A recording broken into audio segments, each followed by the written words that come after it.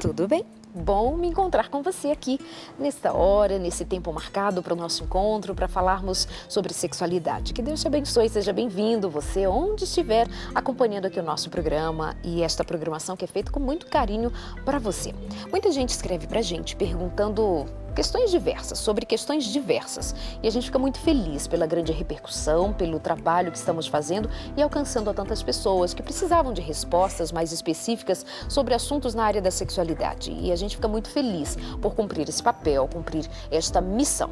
E uma das perguntas mais recorrentes no dia a dia chega aqui pra gente é sobre as formas de práticas sexuais. Por exemplo, sexo oral e sexo anal. E você que acompanha a gente há mais tempo já viu que falamos muitas vezes aqui sobre esse tema e sempre trazendo pessoas diferentes, com abordagens diferentes, para cada dia mais nós deixarmos este assunto muito às claras, para que não gerem dúvidas ou polêmicas, mas cada um compreenda que, a partir de visões diferentes, nós estamos, na verdade, chegando a denominadores bem comuns daquilo que Deus diz para ser não, daquilo que Deus diz para ser sim, por exemplo. Mas com relação a sexo oral e sexo anal, será que a palavra de Deus diz alguma coisa?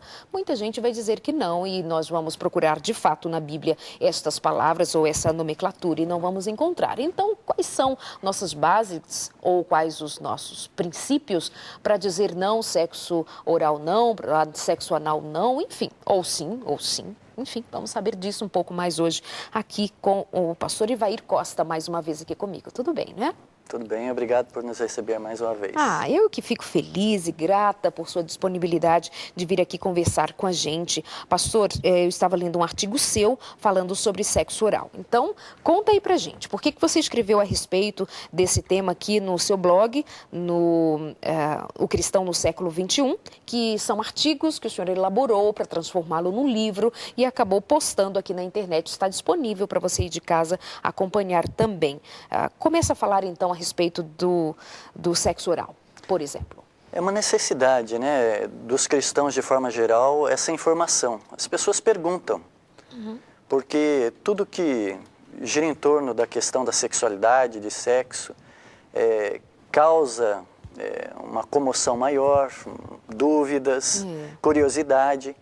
E como havia pouco material falando sobre sexo oral, eu resolvi postar no blog, tem gerado muitos comentários e o cristão realmente deve procurar saber sobre essa questão de sexo oral. É uma coisa importante para a saúde dele. Ok, pode então destrinchar esse tema para a gente. Olha, a questão do sexo oral, ele segue o mesmo princípio do sexo na menstruação. Nós não temos na palavra de Deus algo declarado, né? Assim como o sexo na menstruação, não te achegarás à mulher quando ela estiver no seu fluxo costumado. É uma restrição para o sexo na menstruação. Nós não temos uma declaração desta na Bíblia em relação a sexo oral. Assim como nós não temos na Bíblia nada sobre maconha, crack, heroína, LSD, mas nós temos sobre uma droga muito antiga que é o etanol ali no vinho. Deus várias vezes orientando o povo a não se utilizar do vinho fermentado. Então, a ausência de algumas coisas na Bíblia não quer dizer que, algumas recomendações na Bíblia, não quer dizer que aquilo é essencialmente mal. Nós temos princípios, por exemplo, a questão do etanol no vinho, que faz mal. E o princípio para o sexo oral é a questão ali microbiológica. O sexo oral, propriamente dito, é o quê? É o contato oral com os genitais, tanto homem e mulher. Aí o que acontece? Nós temos dois compartimentos biológicos, né? Orofaringe e genitais, com uma microbiota totalmente diferente. Os micro-organismos que estão nos genitais, tanto de homem como de mulher, diferem dos micro-organismos que estão ali na orofaringe. E essa diferença de micro-organismos é que causa o problema do sexo oral. Nós costumamos utilizar um termo de micro-organismo invasor. é um micro-organismo de determinado compartimento biológico, por exemplo, né, genitais, quando é inserido em um compartimento diferente, a orofaringe. Ele passa a ser invasor. Por quê?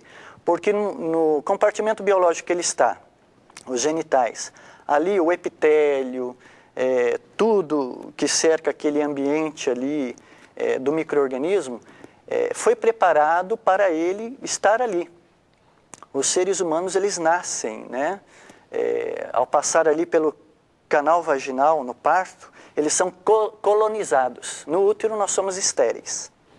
Mas quando nós passamos no canal vaginal para o parto, para nascermos, nós somos ali colonizados. E ali os micro-organismos vão se adaptando nos compartimentos biológicos.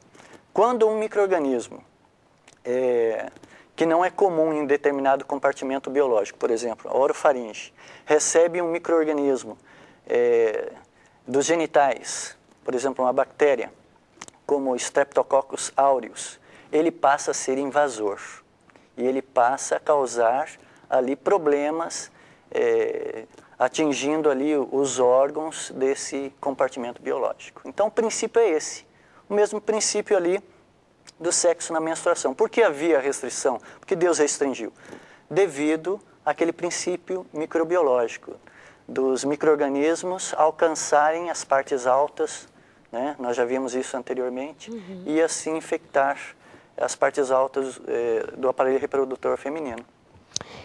Essa é uma questão interessante que talvez você de casa ou muitos de nós não tenhamos pensado ainda, e são esclarecimentos assim muito próprios. E bom de ouvir com termos técnicos dessa maneira. Mas alguém vai dizer assim, pastor, também não é bem assim, eu acho que você está sendo um pouco radical, as coisas, nosso organismo mesmo desenvolve uma forma de proteção, de imunologicamente se tornar mais forte. Nós estamos vivendo num período em que nós temos condições para isso. E aí eu estava vendo aqui no seu blog, muita gente faz comentários e críticas concordando, outros discordando, enfim. Mas também muita gente agradecendo e dizendo que sempre teve dúvidas sobre sexo oral e não havia pensado ainda sobre esse ponto de vista. Que é um ponto de vista que não é a religião, não é religioso, ele é prático, técnico e científico. Exato. Você encontra esse embasamento também no pensamento de outros, de médicos, de pessoas da área científica também, ou é uma conclusão sua, do seu dia a dia? Não, se você pesquisar, você vai encontrar alguns artigos científicos ou até mesmo livros aí que postulam certas coisas, mas não especificamente sobre o sexo oral. Aí no blog mesmo, no final dessa postagem sobre sexo oral, tem um link. Esse link, ele dá acesso a uma pesquisa de uma universidade falando sobre a relação do sexo oral com o câncer, né? O câncer na orofaringe. Então nós vemos que há artigos científicos que postulam sobre isso, mas são raros, porque a questão de sexo é algo assim muito íntimo, as pessoas têm as suas preferências e seguem nas suas preferências, né? Mas nós encontramos sim. Como que se daria então, estou aqui querendo ver a pesquisa científica, né? Falando a respeito, linkando câncer com essa prática. Deixa eu ver aqui. Abriu aqui para a gente. Então, são informações que você pode encontrar aqui. Explica para a gente então, segundo o pastor, essas informações. A agressão desse micro-organismo invasor, né, e não ocorre só com genitais e orofaringe. Ela ocorre de formas assim múltiplas. Por exemplo, às vezes as crianças têm hábitos assim bem que a gente tem que estar corrigindo, né, delas limparem o nariz com os dedos e também colocarem os dedos nos ouvidos, e isso causa inflamações no ouvido. Por quê? Porque micro-organismos ali da orofaringe estarão sendo colocados ali dentro do ouvido e ali causa uma infecção. É verdade. Então isso é natural. Isso é um micro-organismo invasor. ele foi inserido ali. E a questão do sexo oral é isso, você vai estar colocando micro-organismos onde eles não devem estar. Nós somos, na verdade, nós somos um zoológico microbiológico. Nós temos micro-organismos, né, principalmente bactérias, por todo o nosso corpo. Pele, intestino. O intestino, ele chega a ter assim populações assim astronômicas de micro-organismos e de espécies diferentes, entre bactérias, vírus. E nós percebemos que esses micro-organismos, quando são inseridos em compartimentos biológicos diferentes, irão causar infecções, né? Por exemplo, é uma coisa assim, um tanto constrangedora para a gente relatar, mas nós vamos relatar porque é até uma questão de higiene. Eu sou profissional de saúde também, eu trago a informação, então não devo me constranger em falar e você também em ouvir. Sem tabus, viu, pastor? Sem tabus. Por exemplo, a mulher, ela tem muitas infecções urinárias. As mulheres têm infecções urinárias recorrentes, até mesmo mulheres que não têm a sua vida sexual ativa. E por quê? Justamente pela engenharia anatômica dela. Muito exposta, a vagina é muito exposta. Os genitais masculinos, eles são menos expostos. Então, o que acontece? E na mulher, ânus e vagina, o canal vaginal e principalmente o uretral, se encontram muito próximos. Se a mulher não se higieniza adequadamente, se ela não troca as suas peças íntimas com frequência, o que acontece? Fezes, restos de urina ali nas roupas íntimas podem contaminar a uretra.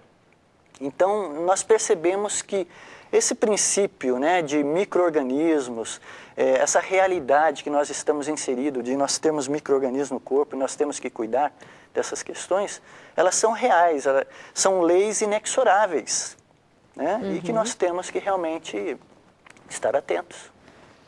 Ok, eu acessei aqui realmente o artigo científico, está numa página da BBC News, e então uma pesquisa científica, de fato, ela traz à tona o link entre o sexo oral e alguns casos de câncer. E então nós estamos falando aqui de alguma coisa que vem dos princípios da palavra de Deus, e a ciência já traz informações para a gente de que não é uma prática adequada por conta da nossa saúde, do nosso compromisso de preservar e de cuidar do nosso corpo, de como diz a palavra de Deus, é sim santuário do Senhor, é santuário do Espírito Santo. Nosso intervalo vai ser bem rápido para a gente voltar aqui e continuar a nossa conversa, e a gente se espera até já.